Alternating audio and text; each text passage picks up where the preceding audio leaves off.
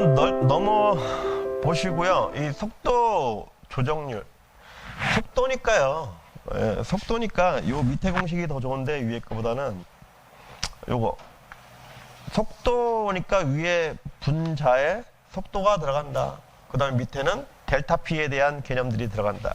즉 개념적으로는 주파수 변동률하고 나누기 전력 변동. 그래가지고 이 주파수가 과부하일 때 주파수가 내려가죠. 계통에. 당연한 겁니다. 말이 달리고 있는데 이 전력 계통은 말에 비유합니다. 호스. 그래서 우리 전력을 호스 H로 나타내기도 하죠. 파워, 호스 파워 HP. 그럼 말이 짐을 지고 가는데 위에다가 부하를 빡 실으면 말이 속도가 어떻게 뒤로 쫙 밀리죠. 그거를 주파수가 말의 속도가 내려간다 이렇게 표현하는 거고요. 그러면 조속기에 정해진 조속기마다 이 정해진 속도 조정률이 있어요. 가령 ESS는 뭐 2%, 그 다음에 뭐 가스터빈은 뭐 4%, 그죠? 원자력은 없지만 8%, 뭐 수력 같은 거 뭐 3%, 화력 4%, 5% 이렇게 정해져 있단 말이에요. 그 정해진 이 속도 조정률에 따라서 운전하는 게 바로 가바나 프리 운전이라고 하는 거죠. 그 가바나 프리 운전에 의해서 이 변화에 따라서 속도 조정률이 작다는 거는 이 부하의 계통의 이 뭐죠? 이 주파수 변화인데 주파수 변화는 사실상 델타 L이란 얘기죠. 부하 변동에 따라서 전력을 조정한다 이 뜻이에요. 그럼 얘가 작으면요 전력 양이 크게 바뀌는 거예요. 그렇죠? 그래서 내려가지고요 이 델타에 따라서 이만큼에 바뀌는 거죠. 아니면 여기서 이렇게 내려오면은 여기다가 일로 즉 이렇게 해가지고 요만큼을 출력을 올려달라. 왜? 계통이 지금 말이 힘이 딸리는 거죠. 그러면 이게 뭐예요? 말한테 힘을 실어주는 거야. 먹이를 뭐 당근을 더 준다든가 뭐 이런 행위를 바로 델타로 한다 이 뜻이에요. 이게 바로 속도 조정률. 속도 변동률은요. 어디 있어? 네. 얘네들은 단순히 속도의 비교예요. 그러면 얘네들이 이거 델타에 의해서 이렇게 속도가 올라가는데 제어를 잘못해가지고 이렇게 속도가 갑자기 증가되면요. 이 발전기의 기계적 강도가 있죠. 이게 기계적 강도입니다. 물론 실제 시험에서는 다 표현해야 되는데 그림상에는 표현이 안 돼 있습니다. 귀찮아서 귀찮아서 표현 안 한 건데 기계적 강도를 넘어가면 얘네들은 발산이라고 하고 보통 제어에서 얘네들은 수렴한다 이 뜻이에요. 즉 각 저기마다 이게 정해져 있어요. 즉 200%냐 250%냐 이런 것들이 정해져 있기 때문에 즉 2배 이상의 속도를 넘어가게 되면은 얘들이 기계적으로 강도를 못 견딘다. 그 한계치가 어디냐를 따지는 게 바로 속도 변동률입니다. 그래서 속도 조정률은 제어적인 요소고 속도 변동률은 보호적인 요소예요. 그 개념 차이가 있는 겁니다. 그런 얘기고요. 사실은 여기다가 이제 저번에 얼마 전에 시험 나온 거 있죠? 200%, 250% 그것까지 원래는 넣어 있어야 돼요. 답안지에. 근데 그거는 뭐 외워야 되는 거니까 제가 늦진 않았는데. 그래서 이 속도 조정률, 속도 변동률, 그 다음에 구동시간 이거를 바로 조속기의 특성 요소로 가는 겁니다. 조속기를 결정하는 성능 요인이다. 이 세 가지예요. 그럼 다음에 혹시 조속기의 성능 요인 나오면은 이 세 가지를 잘 쓰셔야 되겠죠. 조속기 그리고 그래서 시험에 계속 형태를 바꿔서 나오는 겁니다. 이 조속기가 한번 읽어보시고 자 변압기 효율입니다. 효율은 입력분의 출력이죠. 그래서 입력을 또 출력 플러스 손실 출력으로 나타낼 수도 있고요. 그 다음에 입력을 그냥 놔두고 출력을 입력 빼기 손실로 표현하기도 하고 보통은 이렇게 많이 표현하죠. 그러면 얘네들은 만약에 P 출력 P 그 다음에 PI 그 다음에 뭐 M 제곱 PC 뭐 이렇게 나타내죠. 얘네들은 아웃입니다. 아웃 P 아웃.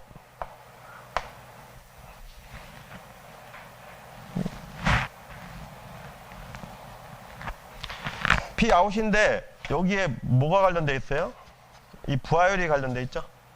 부하율 MP 그죠? 근데 요게 변수잖아요. M이요. 얘는 PI는 고정돼 있고 그죠? 변수가 두 군데 있으면은 우리가 미분 그대로 해도 돼요. 변수가 그대로 있을 때 미분 어떻게 하죠? 위에 거 한번 미분하고 그 다음에 밑에 거에 제곱을 해가지고 위에 거 미분 한번 하고 밑에 거 분모 그대로 써주고 플러스 위에 거 그대로 써주고 분모 미분해주고 이렇게 해가지고 나타낼 수도 있죠. 이렇게 하면 복잡하단 말이에요. 계산이 원래는 정식은 이건데 복잡하니까 이 변수를 한 군데로 몰아줘가지고 걔를 미분하는 게 간단하다 이거예요. 그래서 어떻게 해요?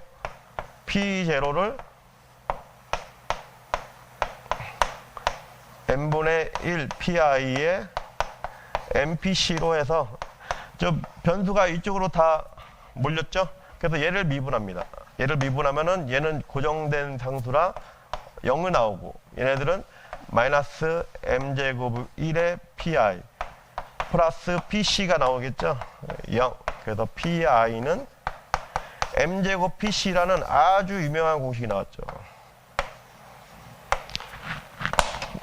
그 다음에 또 있습니다. 이렇게 출력을 이렇게 나타내기도 하지만 이렇게 나타내기도 해요. VI 코사인 세타 이렇게 나타내는 경우도 있습니다. 이 두 가지 경우가 있어요. 원래는 이것도 정석입니다. 원래 우리가 최고 효율을 따질 때는요, 변압기 따질 때는 자 전압은 우리가 정전압 계통이라고 보는 거예요. 그래서 전압은 변수로 안 칩니다. 그 다음에 여기 있는 이 i는요, 우리 변수가 될 수 있죠. 부하율에 따라서. 그죠? 그 다음에 이 코사인 세타도 변수가 될 수 있습니다. 그래서 우리가 VI가 일정하고 코사인 세타가 만약에 변수다. 그러면은 얘네들 코사인 세타로 나눠져가지고 미분하잖아요? 그러면 코사인 세타가 1일 때 최고율을 나타냅니다. 요것도 하나의 조건이에요. 근데 여기서는 이 코사인 세타도 일정하게 놓고 얘만 변수다고 따진 게 바로 위에 있는 이 공식이에요. 그래서 얘네들은 이 부하율만 변수로 놨을 때의 최고 효율 공식이다. 이렇게 아셔야 되고요. 아셨죠? 그 다음에 얘네들이 중요한 의미가 있어요. 이걸 공부하실 때는요, 이 변압기 효율을 공부하실 때는 이걸 개념을 잘 보셔야 돼요. 요번에도 제가 그림은 간단하게 넣어드렸지만 즉 이게 뭐죠? P, I 얘들 그림으로 그리는 겁니다. 지금 그 다음에 동선은 부하율의 제곱에 따라서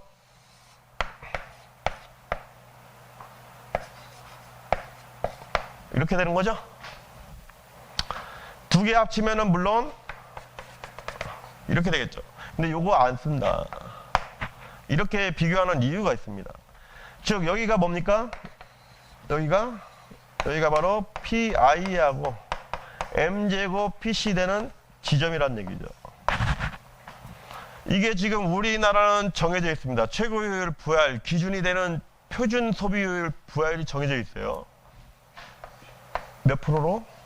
50%로 정해져 있습니다.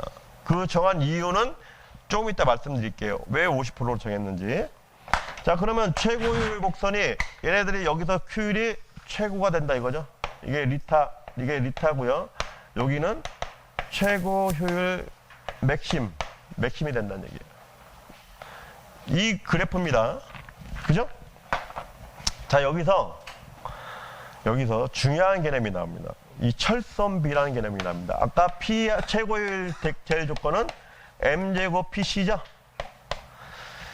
자, 손실비라는 게 나옵니다. 알파 손실비는요, 여기서 딱 보면은 얘분의 얘, 즉 PI분의 PC, PI분의 PC를 우리는 손실비라고 하는 겁니다. 손실비.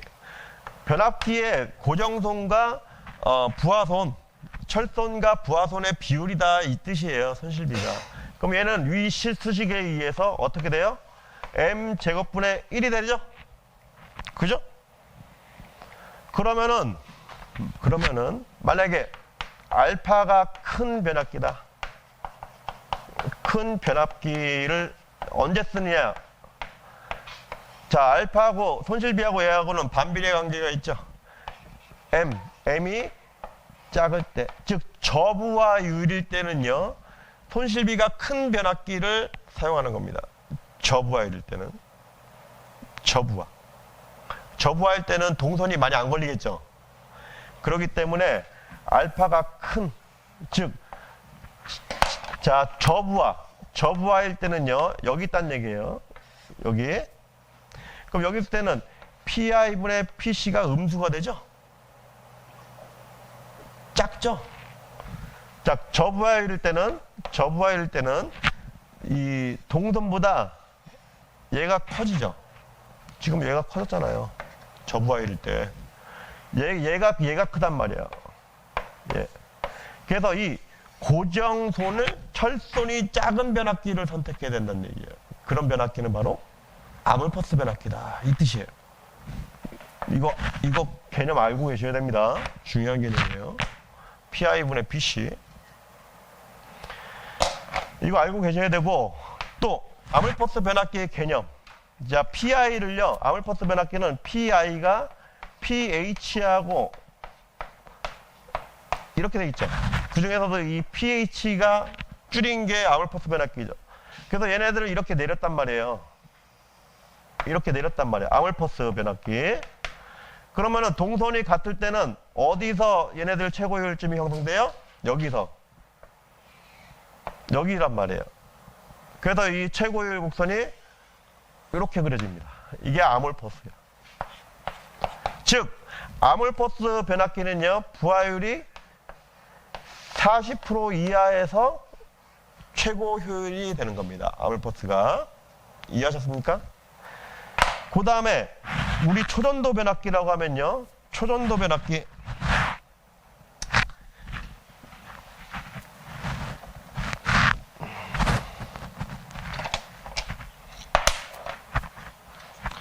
초전도 변압기는요, 이 동선을 줄였죠? 걔네들이 저기가 없으니까, 저항이 없으니까. 초전도 변압기는 이렇게 됐습니다. 이게 바로 초전도 변압기라고 하면은 이 PI하고 만나는 지점이 초전도 변압기는 어디서 형성되죠? 여기. 그럼 얘네들 효율이 어떻게 그려져요? 이렇게. 그래서 초전도 변압기는요, 60% 이상에서의 부하율에 적합합니다. 그 다음에요, 이 PI를 조금 줄이고요, 이 동선도 같이 줄인 변압기가 있어요. 이렇게. 이런 것들이 무슨 변압기냐? 이게 바로 자구 미세화 강판이에요. 자구 미세화 강판도 그림은 이런데 한 이 정도의 형성됩니다. 자구 미세화 강판. 즉, 정부에서 표준 소비율을 정해주려고 했더니 아몰퍼스 업체는 우리 변압기는 저부하에서 최고율이 나옵니다. 뭐 LS나 아니면은 다른 데 업체에서는 우리 변압기는 50% 이상, 60% 부하율에서 최고율이 나옵니다. 둘이. 그러니까 뭐라고 했어, 정부에서?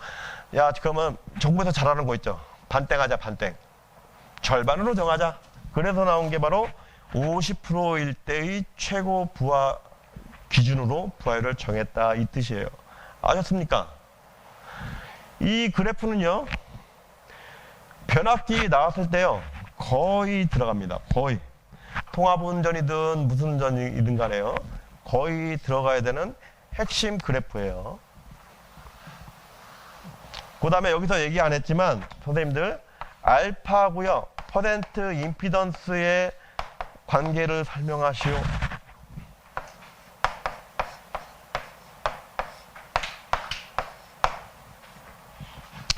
이 퍼센트 임피던스는요, 뭐랑 비례해요?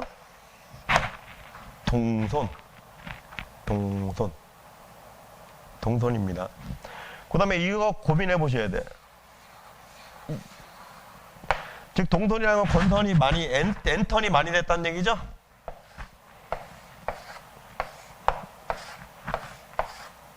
여기에 전달된 에너지가 2차 측으로 전달돼야지만 여기서 전압이 형성되는 거죠. 근데 퍼센트 임피던스라는 거는 2차 측까지 전달되지 못하는 누설 자독이죠. 여기에만 석유하는. 그죠? 즉 여기서 발생되는 거는 PI고요. 이 동선에서 발생되는 건 얘네들은 PC예요. 즉 철의 양과 이 동의 양의 비란 말이에요. 얘네들이. 즉 권선은 적게 감겨 있고요. 철이 많아. PI가 커. 만약에. 그러면 알파가 작아. 그러면은 이 권선 담은 거보다 철심이 더 많다는 얘기죠? 누설 자독이 있을까요? 없을까요? 없죠. 왜? 지금 여기 자독이 갈 길이 많이 확보됐다는 얘기잖아요. 철이 크니까. 그죠? 누설 자독이 없어요. 퍼센트 임피던스가 내려갑니다. 무슨 뜻인지 아시겠어요? 만약에 철심이 고정되는데 턴수를 많이 감았어. 그럼 자석이 많이 생기죠? 그죠? 그럼 자석이 많이 생기는데 철심은 고정돼 있어. 그러면은 여기로 가는 자석도 있겠지만 그만큼 철심이 작기 때문에 이쪽으로 못 지나가는 자석이 있죠? 누설 자석이 커지게 되는 거죠.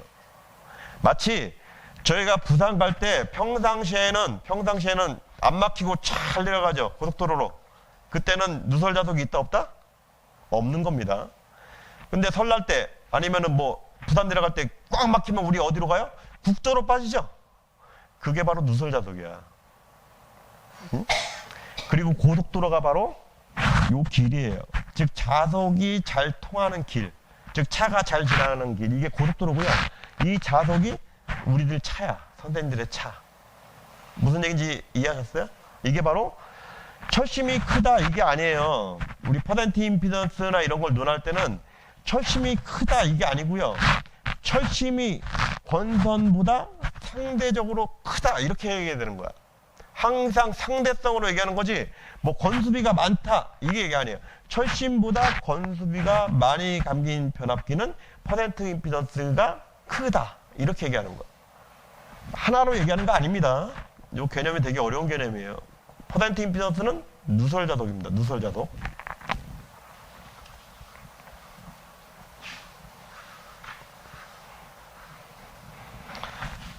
그런 얘기들 있고 여기서 이제 전일률 같은 거 여기 24가 여기 붙는다. 그죠? 그래서 이렇게 나타냈고요. 그래서 M제곱 PC가 나왔고 간단히 그렸지만 시험장에서는 이렇게 안 그린다. 실제로는. 시험장에서는 여러 가지 더 표현을 해준다. 시간에 따라서. 네? 이 자료만 가지면 옛날에 그런 사람 많았어요. 제가 5년 전에 문제풀이 해보면 문제풀이 안 듣고 자료만 뒷다 가져가. 진짜요. 그런 사람 되게 많았어요. 그 이제 봅니다. 최영범은 저걸 내가 써가지고 저기 안에 얼마나 많은 함축적인 의미가 있는데 저걸 혼자 가져가서 저걸 알란가? 예. 그 5년 전에도 가져가는데요. 지금도 가져가고 있어. 그런 얘기입니다. 그 다음에 전압의 관계, 이거는 틀렸으면 진짜 이거는 저랑 공부했는데 이걸 틀렸다. 그런 분은 제대로 공부 안 하신 분이죠. 이게 제가 밥 먹듯이, 지금은요, 진짜 발로 그려도 그릴 수 있는. 그죠? 이게 왜 중요하냐면요. 이 발성배전 기술사 공부하시는 분들은요, 이 전압강압 벡터도도 1사분면, 2사분면, 3사분면, 4사분면의 전압강압 벡터들도 알아야 되겠지만 이 전압강압 벡터들을 전력으로 환산하는 그 개념도 아셔야 돼요.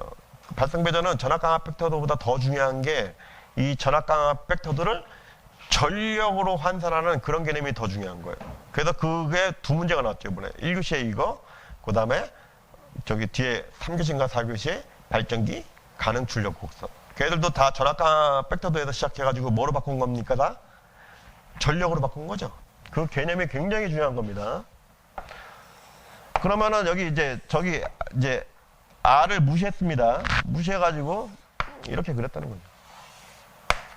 뭐 VS 부하 저기 뭐 위상각. 그러면은 요거 있잖아요. 요게 뭡니까?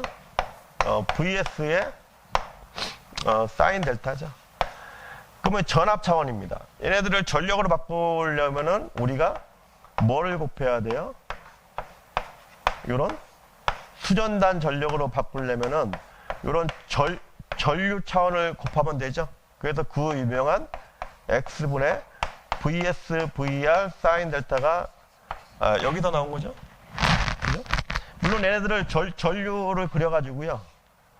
이 전류를 그려가지고 VI 코사인 세타로 해도 같은 결과식이 나옵니다. 두 가지가 있죠. 그럼 얘네들은 IX라는 거죠. 그죠? IX고 뭐 이렇게 돼가지고 이렇게 쓸까요? 억각이고 이렇게 그리다 보면 억각이고 이게 세타란 얘기죠. 이렇게 뽑는 게 있고 또 하나는 뭐가 있어요? VS 사인 델타가 이 IX의 코사인 세타하고 같죠? 그래서 IX의 코사인 세타. 근데 전력은 VR의 I의 코사인 세타. I 코사인 세타는 여기 있으니까 VR의 I 코사인 세타를 바꾸면은 X분의 VS의 사인 델타. 같은 식이 나오죠. 이렇게 유도해도 되고요. 이렇게 유도해도 되고. 그죠? 유효전력. 지금 여기서는 이걸 물어본 게 아니죠. 그래도 써줘야 돼요, 사실은. 저도 답안지는 안 썼는데 사실은 시간이 날 때 써주면 좋겠죠. 그 다음에 무효전력은요. 무효전력은 얘를 이렇게 그려. 이렇게 VR.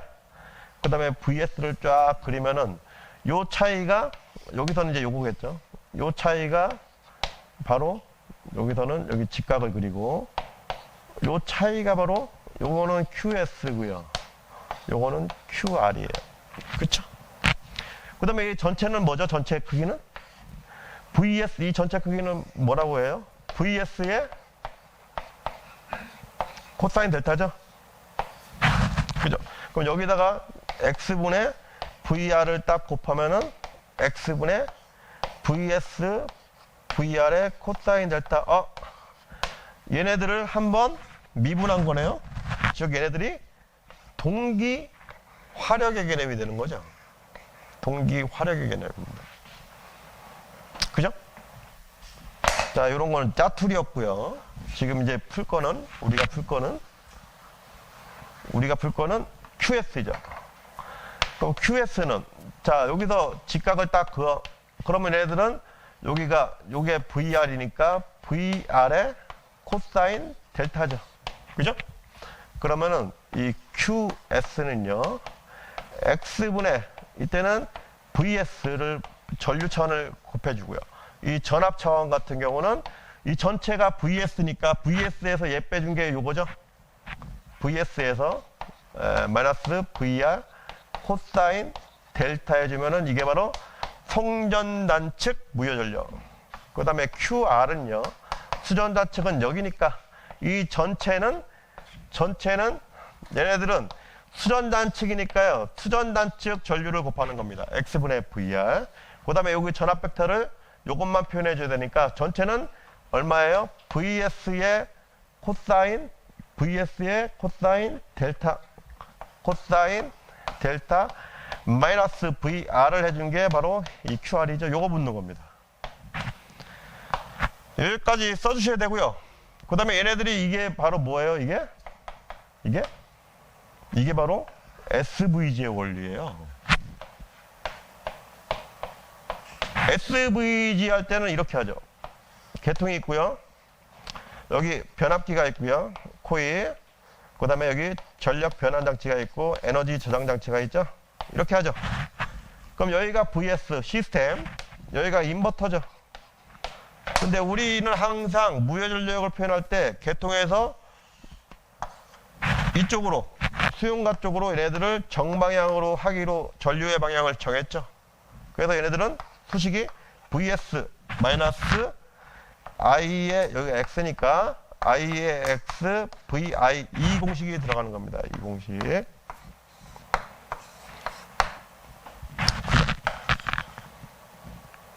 그때 요겁니다. 요거나 요거. 그때 무효전력. 그래서 SVG 할 때요. 위상을 맞춥니다. 델타를 0으로 둬. 그래서 얘들이 1이 돼요. 그래서 XVG 할 때는 항상 어떻게 나오느냐? 뭐 V에 S에 뭐 VS 마이너스 VR 이렇게 나오죠. 이게 SVG에서의 무효전력 보상 원리예요. 이거하고 또 맞물리는 얘기입니다. 굉장히 중요한 내용이고요. 이런 거는 거의 안 보고도 유도를 하셔야 돼요. 그 다음에 여기서 제가 P를 구해드렸고요. 아까 요 Q를 구해드렸죠. Q. 근데 이렇게 해보니까 불편하단 말이야. 뭐가 불편해요?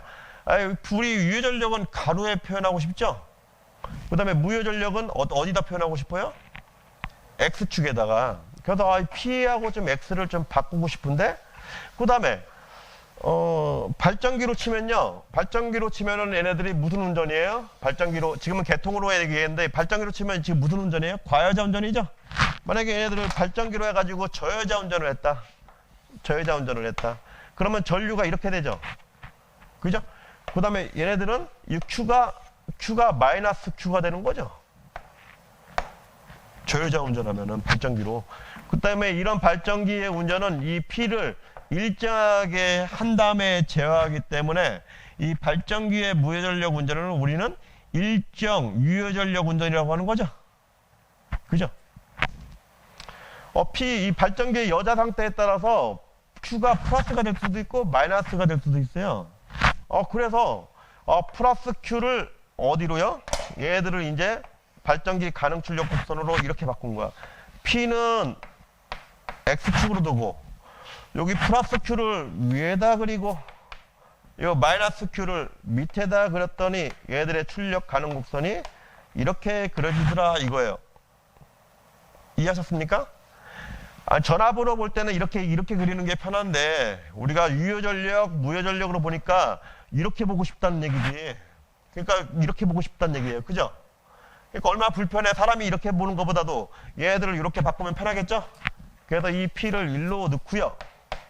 요 플러스 Q를 여기다 넣고 여기 마이너스 Q를 여기다 넣은 게 바로 그 유명한 발전기 가능 출력 곡선인 거예요. 그 중에서도 이 그래프 중에서도 핵심 키는 어디냐? 여기에요, 여기. 바로 발전기의 저여자 운전. 바로 이 그래프. 이 벡터도. 발전기 저여자 운전하게 되면은 고정자, 단부, 과열이 생기기 때문에 발전기의 출력을 가장 많이 억제하는 부분이다. 이거에 따라서 발전기의 가능 출력이 정해진다 해서 발전기의 가능 출력 곡선인 거예요. 바로. 아셨죠? 개념을. 지금 전압 강화 벡터도에서 제가 유효전력, 무효전력, 그 다음에 발전기 가능 출력 곡선까지 지금 뽑았습니다. 이게 이제 나중에 가면은 뭐로 나와요? 이게 또 PV 곡선하고도 또 연결되죠?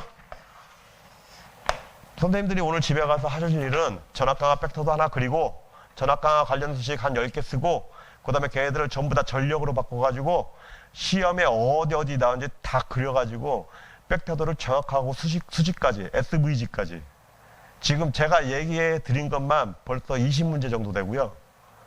전압 강화 벡터도 하나로 다 해결하는 겁니다. 아셨습니까?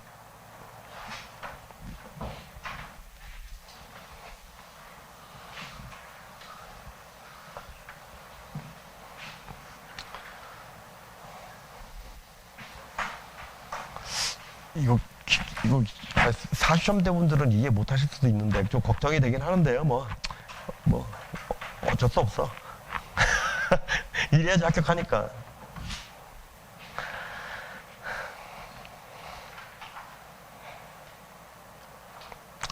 이거 한번 읽어보세요. 여기서도 감속제 이거 중요한 겁니다. 요게 특히 얘가 끝이야. 감속제는요, 이 감속비만 알면 끝나는 거야. 감속비가 만약에 K다.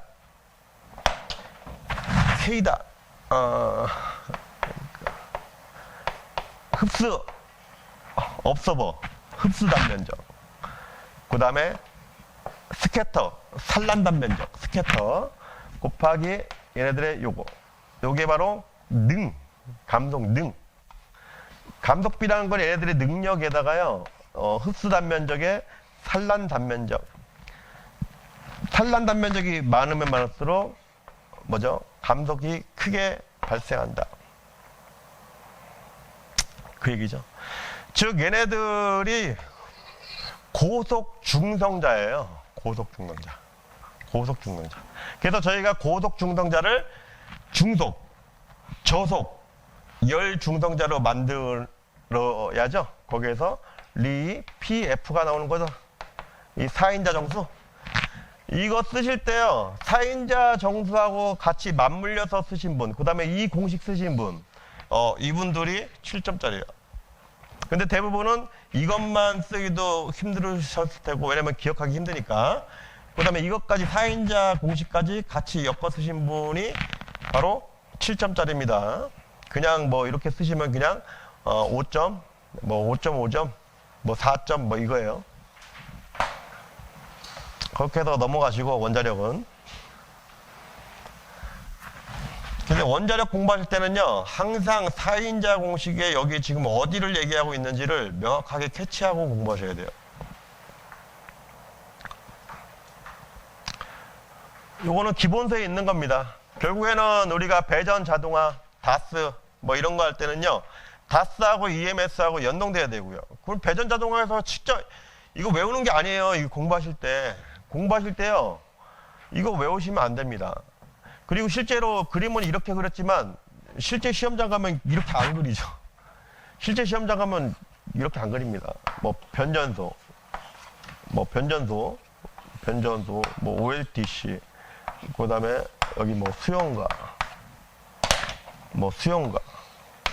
그 다음에 뭐 여기 뭐 PT, 뭐 여기 CT, 뭐 해가지고 뭐 다스, 가지고 뭐 이렇게 제어, 그 다음에 뭐 전류, 전압, 전류, 그 다음에 뭐 주파수, 그죠?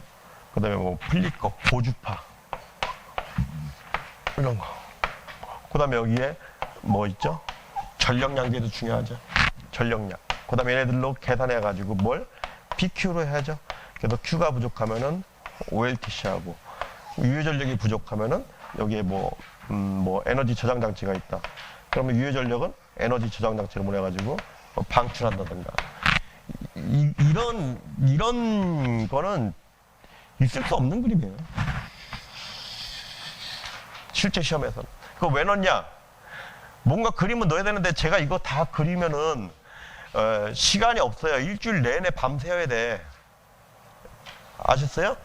그 차이를 좀 빨리 캐치하셔야 돼요. 시험 공부하시는 분들이. 저는 빨리 만들기 위해서 그냥 어디에 있는 아무 그림은 아닌데 그림은 찾아보고서 넣긴 넣는데, 그냥 그림을 넣지만은 실제로는 시험장 가서는 못 그리는 그림이에요. 시험장 가서는 이렇게 그림을 그리죠. 그 다음에 여기서 이제 얘기를 다 풀어가는 거야. 뭐 고주파를 아니면 주파수를, 아니면은 뭐 전압을, 아니면 전류를 해가지고 얘네들을 프로그램 해가지고 PQ로 해가지고 OLTC, 아니면 우리 시험에 나왔죠 뒤에 뭐 LDC, 뭐 SVR, 뭐 이런 거 무효전력 제어를 하고, 그 다음에 또 중요한 게 주파수 제어는 ESS, 여기에는 없지만 ESS로 해가지고 얘네들을 검측한다. 즉 데이터를 취득하죠. 개통으로부터 걔네들로 판단하고 모니터링하죠.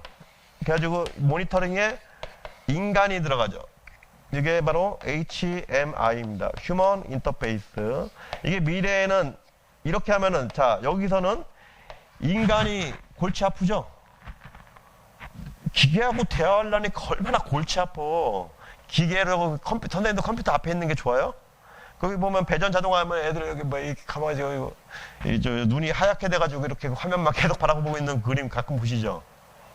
그게 좋겠습니까? 싫단 말이야. 그러니까 뭐예요? 인공지능 아니면 IoT. 이 IoT가 뭐냐면요, 니네들끼리 해결해 이거예요. 한마디로 기계들 니네들끼리 해결해. 인터넷 오브 싱. 이 싱이 뭐냐? 기계 니네들끼리 해결하라, 그 뜻이에요. 앞으로는요 이 휴먼 인터페이스 이게 아니고요, 다 인공지능으로 할 겁니다. 지금도 하고 있고요. 그래서 제어를 하고, 그 다음에 뭐예요? 원격으로 얘들을 조정을 하고. 그래서 뭐예요? 궁극적인 목적은 뭐예요? 배전계통의 안정화를 도모한다, 그거예요. 그럼 여기다 더 그리실 분들은 뭘 그리겠습니까? 저 같으면 DG를 그리겠죠? 분단전원, DG. 우리 분단전원 때문에 저희가 뒤질 정도로 공부 많이 하잖아요. 그 DG야, 분단전원이. 진짜 뒤지게 패고 싶은 학문입니다. 여기에도 뭐죠? DMS가 있죠? 분단전원 매니지먼트 시스템. 얘네하고 다스하고 또 연동해가지고. 지금은 최근에는 이거예요. 답이. 중요한 겁니다. 마이크로 EMS는. 대표적인 게 마이크로 EMS. 또 이 DS가 이제 여기 계통으로 가면은 여기에 뭐가 있습니까? 계통에 에너지 매니지먼트 시스템이 있죠? 그죠? 에너지 매니지먼트 시스템하고 뭐하고 또 붙어 있어요? 스카다하고 붙어 있죠? 에너지 매니지먼트 스카다랑 붙어 있어서 또 얘네들하고 또 연동이 돼 있고, 이 DMS도 쭉 가서 여기랑 또 연동돼 있고, 이렇게 되는 거죠. 이 전체 계통이요, 눈안에 들어오고, 선생님들이 이런 그림을 제가 그리는 그림이 아니고 선생님들이 다 만들어 갖고 있어야 돼. EMS 25점 밥 먹듯이 나오죠? 스카다 25점 밥 먹듯이 나오죠? SCED 25점 고장 상정, 고장 추정, 예? 그 다음에 뭐야? 발전기 경제적인 발전 ED 이 다 25점짜리야. 그 다음에 이제 나올 게 없으니까 얘는 거지. 이제 다스 25점. 그죠? 돌아가면서 선생님들을 패고 있습니다. 계속 맞고 계속 틀리면 안 됩니다. 돌아가면서 나온단 말이야. 돌아가면서 EMS, 그 다음에 뭐 고장상정, 스카다, SCED, 그 다음에 SO, 그 다음에 OPF, 전력 조류 계산, 이런 것들이 다 EMS 안에 다 들어가 있는 거예요. 쉽죠? 쉽지 않습니까 이거? 어려운가 보다. 이거는요, 고조파가 변압기 딱 하면 고조파 변압기 딱 나오면요, 1번 무조건 표피효과야. 고조파 나오면 앞으로는 1번은 무조건 표피효과 쓰시겠다, 이렇게 생각하고 계세요. 즉 델타는 루트 파이 F U 시그마분의 1 표피효과 쓰시고, 자 이걸 왜 배우느냐? 이게 바로 RAC R0에 K1에 K2. 그래서 여기서 K1은 1 플러스 알파에 T-20, 즉 온도계수. 요 K2는 1 플러스 람다 S 플러스 람다 P, 표피효과, 근접효과 계수에 의해서 얘네가 여기에 영향을 준다. 그래서 K2가 올라간다. 즉 RAC가 올라가서 표피효과에 의해서 RAC가 증가, I 제곱 R이 증가. 자, R만 증가하느냐? 아니죠. 여기 I는 어떻게 됩니까? 고조파가 들어가니까 루트에 I1의 제곱 플러스 I2의 제곱 IN의 제곱. 그러면은 애들은 어떻게 전류도 증가하죠? 고조파가 들어가면은 I1의 루트에 1 플러스 I의 THD 자성으로 증가하죠? 전류 증가, 열, 절연, 열화, 부분, 방전, 전면, 방전. 이게 고조파가 변압기에 미치는 영향이죠. 즉 절연, 열화까지 쭉 얘기했습니까? 이거를요, 선생님들이 요거, 여기 부분방 정의까지, 요거는 좀 많이 안 썼는데, 수식하고 개념들을 그림 쫙 알고 계셔야 돼요. 굉장히 중요한 내용입니다. 그리고 얘네들은 왜 중요하냐? 변압기만 이런 거 아니야. 변압기만 이런 게 아니고요. 모든, 즉, 도체하고요. 절연체로 구성된 모든 기기들은 다 동일 메커니즘이에요. 발전기, 전동기, 케이블, 여기 변압기, 콘덴서는 약간 틀리지만, 하여튼 다 관련된 이론입니다. 즉, 공통사항이란 얘기야. 얘네들은 고주파 나오면 고주파가 무슨 어떤 기기에 미치는 영향 나오잖아요? 그러면 공통적으로 들어가는 내용입니다. 이것들이. 아셨죠? 당연한 거예요. 왜냐면은 여기에 원래 정연파가 흘러야 되는데 여기에 그 고주파가 같이 흐르다 보면은 얘네들의 발열량도 커지니까 이 도체하고 절연체로 구성된 모든 기기에 다 해당된다는 얘기야. 공통사항이고요. 그 다음에 고주파니까 당연히 이번에는 출력이 감소되는 게 나와야 되겠죠.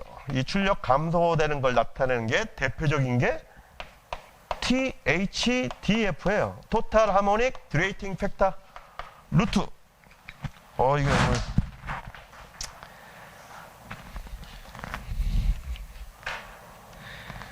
이게 마음에 안 드네. 루트 1 플러스 K P2 1 플러스 P2 시중에 있는 모든 책에 P2가 와류 손실로 되어 있습니다.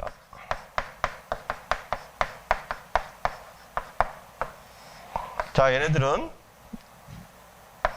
동손을 얘기하는 겁니다. 철소는 아니에요.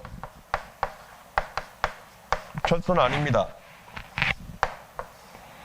우리 동손 얘기하면서 얘네들이 막 5.5%, 막 10, 뭐 3% 막 이렇게 얘기하죠? 무슨 철손의 와류 손실이 5.5%, 예? 뭐 10% 이렇게 넘어갑니까? 그리고요, 이거 번역하면서 잘못 들어온 거야, 우리나라에. 그래서 동손이다. 동손에는 두 가지가 있어요. 부하손에는 동손하고요, 와류 손실이 있습니다. 그 와류 손실. 그래서 와류 손실이 두 가지가 있는 거야. 동손에 해당되는 와류 손실하고요, 철손에 해당되는 와류 손실 두 개가 있는 거예요. 철손에서 발생하는 와류 손실은요, 절대로 5% 이상 안 돼요. 그 이하입니다. 무조건. 이걸 좀 기억하시고. 두 번째, 그래서 뭘 써라? K팩터 변압기. 요 두 개 중에 하나라도 빠지면 점수 6점 못 넘습니다. 무조건 두 개 중에 하나 팍 들어가요. 아셨죠? K팩터 1, 3, 7, 13, 20, 30. 그 다음에 K팩터 변압기는 특징이 있죠. 2N에서 3N. 중성선 굵기 3배. 그 다음에 단락 용량이 크고, 퍼센트 임피던스가 작고, 전위건선 사용한다는 거. 전위건선 이거 있죠? 전위건선 사용한다는 거. 이거 딱 써야 됩니다. 그럼 왜 감소하느냐? THDF가 이것 때문에. 열이 나니까 이 열은 뭐다? 손실이다. 손실이 많아지니까 변압기 출력이 감소하더라. 그래서 대책은 출력을 보정해주는 우리 K팩터 변압기라든가 아니면 뭐 다른 거를 써야 된다. 그 뜻이에요. 또 여기다가 또 일반적인 고주파 대책 딥다 쓰고 나오시면은 점수 안 줍니다. 변압기에 대해서 물어봤는데 왜 일반 대책을 쓰고 나와? 일반 대책은 간단히 변압기.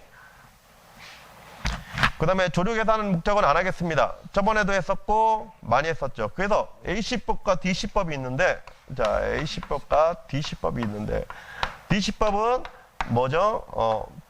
P는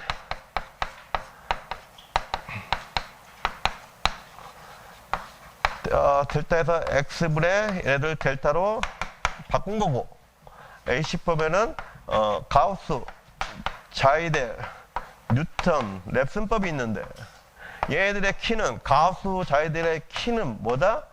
예, 가속정수이고 뉴턴 랩슨법의 키는 뭐다? 자코비안 행렬이다. 그 다음에 얘네들은 이 뭐죠? 노드수가 많을수록 가우스 자위대 그죠? 뉴턴 납승법. 이건 뉴턴 납승법이고요. 이건 가우스 자위대법.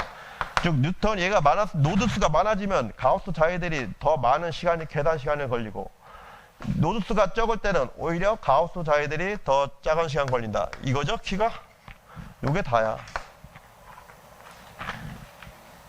그죠? 얘네들은 그래서 속어법이고 얘네들은 뭐죠? 자코비안은 EP, 뭐 EQ를 뭐 EF, 뭐 EV로 나타낸 이런 자코비안 행렬을 쓴 거죠? 중요합니다, 이거. 이게 키야. 공부하실 때, 그러니까 내가 뭐를 주력으로 써야 될지, 그거를 잘 공부하고, 핵심 키, 그러니까 가지를 보시고요. 곁다리를 보셔야지, 곁다리만 딥다 보시면 안 돼. 어떤 분이 이런 거 질문하지 말라고요. 이렇게. 여기 점을 넣어야 됩니까? 안 넣어야 됩니까? 이게 뭐 하는 거야, 이게. 이거 중요한 거 아니거든. 그 사람이 과연 이 벡터들을 얼마나 이해하고 있느냐. 이게 중요한 거지. 여기다가 점을, 벡터 페이저니까 여기다가 점을 찍네, 마네, 막, 이런 거 보면 안 된다고요. 중요하지도 않고.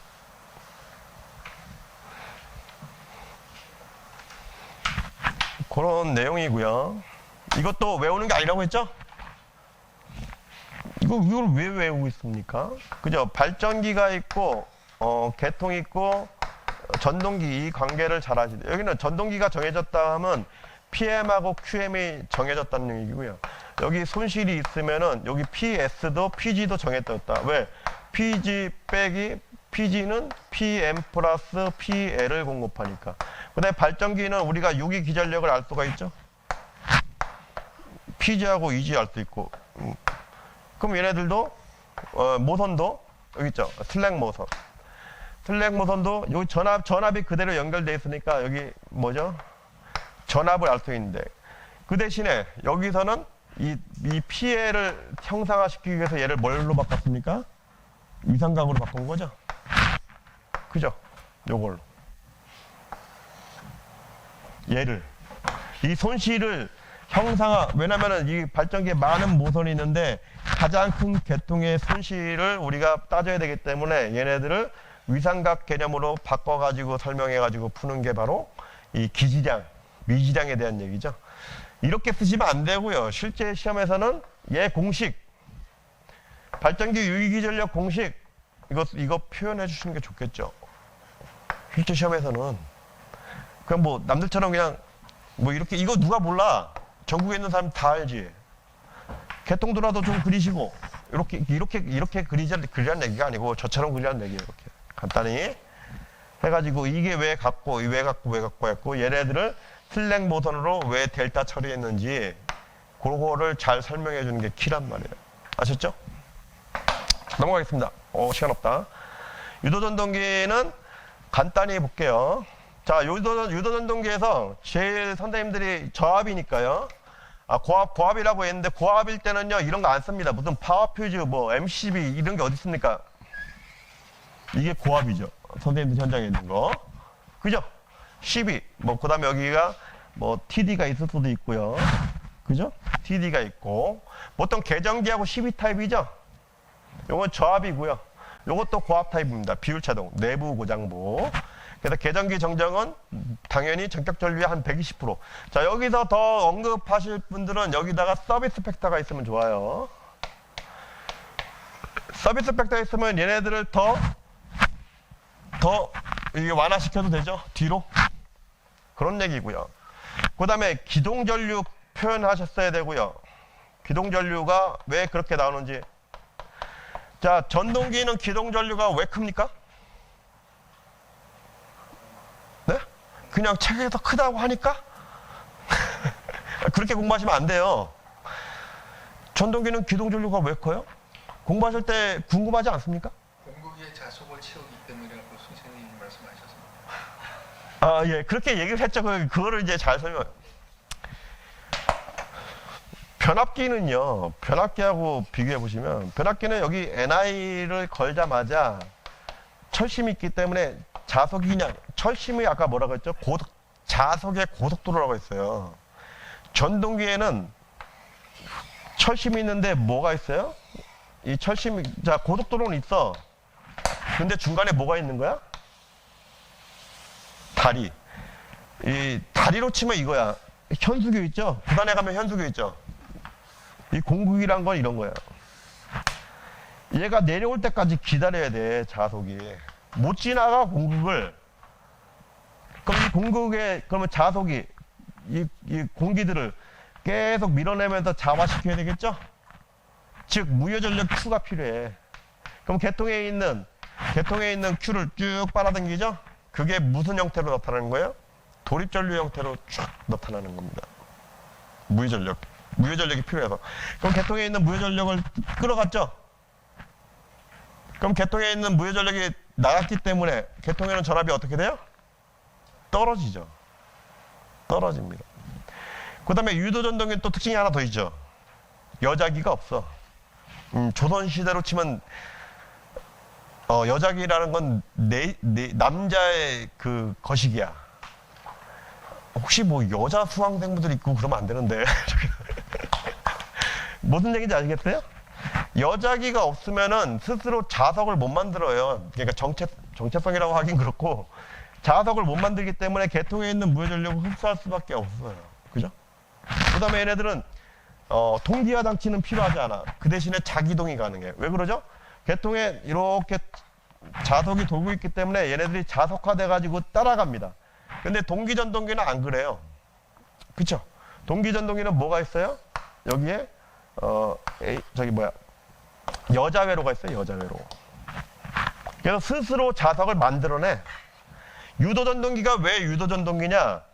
이 개통에 있는 자석에 의해서요, 이 쇠통이 저절로 자석으로 된다 해서 이게 유도전동기야. 유도전동기. 우리 건축전기 이번에 시험에 나왔죠. 유도전동기 아라고 원판 회전 원리와 회전자기의 원리를 설명하시죠. 원래 그 발성배전에 나온다고 내가 엄청나게 설명해 줬던 건데, 물론 건축전기 그쪽 반에도 설명을 해줬어요. 그분들이 회전자기를 잘 풀었는지 안 풀었는지 모르겠지만 나온다고 해서 나왔는데, 그겁니다. 그렇기 때문에 그게 기동전류의 형태로 나타나고요. 여기 기동전류에서 이제 비대칭 계수는 우리가 알다시피 뭐죠? 루트 2의 1 플러스 익스포넨셜 마이너스 x분의 파이 r이라는 약 2.5배 정도의 즉 6in에서 2.5배 하면은 약 12에서 14in까지의 도립전류가 발생하고요. 실제로는 이렇게 그려지는 거죠. 이렇게. 요게 바로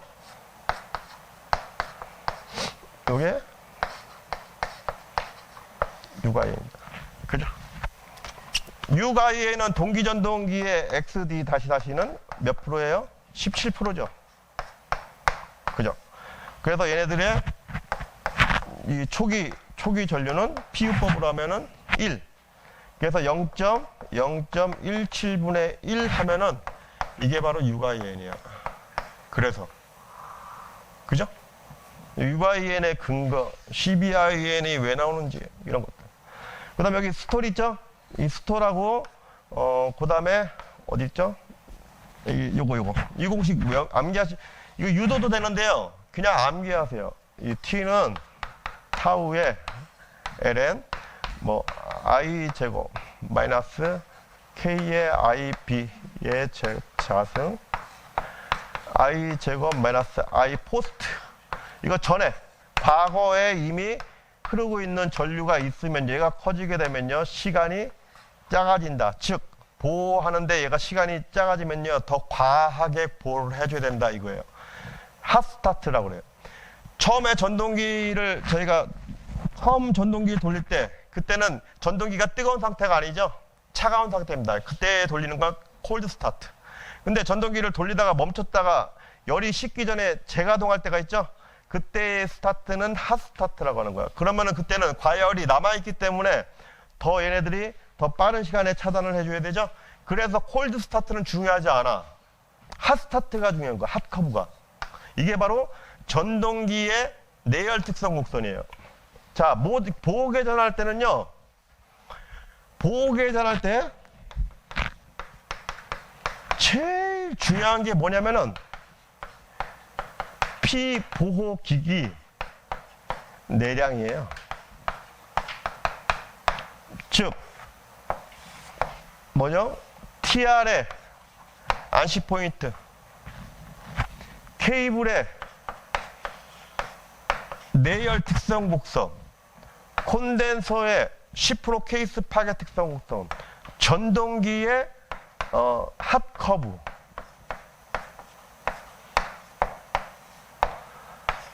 아니 피보기가 어떻게 열에 따라서 어떻게 파괴되는지를 알아야지 저희가 그 밑에다 얘네들을 보호할 거 아닙니까? 이게 보호협조의 기본이에요. 이게 보호협조의 기본이에요. 절연협조하고 똑같아. 절연협조는 피보호기기에 뭐가 들어가요? 빌. 그거를 뭐로 보호하는 거예요? 피레기의 제한전압으로. 선생님들이 보호협조, 절연협조를 다르게 인식하고 있으면 안 돼. 형태만 틀리게 표현할 뿐이지 똑같다는 얘기예요. 내용은. 전압으로는 피보호기기의 빌로 이게 걔네들이 이게 전압 내량이고 연료는 이런 것들이고 걔네들은 하나는 보호 계정기로 하나는 LA나 서지 어레서나 SPD로 보호하는 절연협조. 그래서 절연협조, 보호협조가 둘 다 되면은 얘네들을 따지는 게 바로 안정도예요. 이 안정도라는 건 크게 절연협조와 보호협조로 나누는 거예요. 그 중에서도 절연협조는 나중에 전압 안정도의 형태로 우리가 배우는 거고, 그죠? 그 다음에 이 보호협조는 우리가 나중에 위상각 안정도, 뭐 이런 개념으로 배우게 되는 겁니다. 탈조, 뭐 이런 거. 하여튼 간에 그렇게 보셔야 된다. 키워드만 나열했습니다.